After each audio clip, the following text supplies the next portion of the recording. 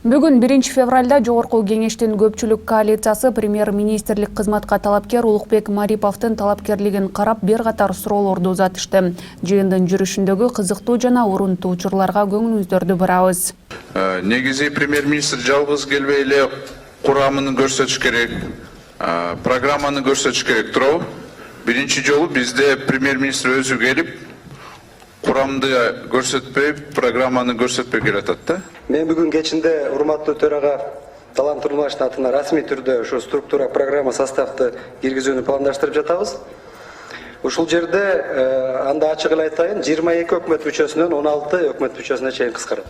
Жеке инсандык баягы сурамчым сизден. Ушул Улукбек деген атка татыктуу болсоңуз. Чоң рахмат. Улукбектерди уят кылбайбыз, Кудай буйрса. Рахмат.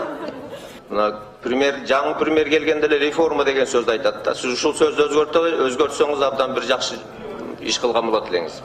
Реформа деп айтабыз, бул реформа эмес, башкача бир сөздү ойлоп таппайлы, кандай дейсиз? Биздин ойлойм, баягы реформа ради реформа эмес, муну мен сизге айтайын, анда өзгөртүүлөр деп айтайын. Ошондой сөздү киргизсең, реформа дегенден тажады, элдин баары тажады болуш керек. Чоң өзгөртүүлөр деп айтайлы буйрса. Негизи менде ой жаралат да, сиз акчага болгон сүйүүңүз канчалык? Урматтуу Зарыл Кылычбекович, мен акчага болгон сүйүүм бир да жок.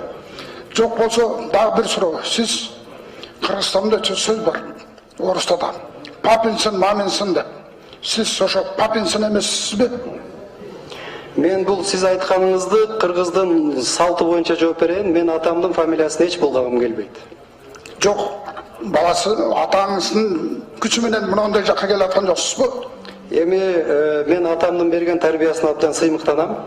Мен да ушундай балдарды тарбиялап өстүрсөм деген ниетим бар, Кудай буйрса. Мен сизге мисалы үчүн мындай ичим чыкпай атат деп айтайынчы. Анан 5 жылда чачым агарды дейсиз. Эмне кыйналып чачыңыз агарды, ошону айтып койсоңуз. Кыйын иш болуп кетти сизге. Эми ачык айтайын, эсеп палатасында 5 жыл буга чейинки төрагалар иштебептир. Эми бирок сиздикиндей агар эле, Кудай буйрса, эми бул өкмөт иштесек ошондой агарат го деп ойлойм да.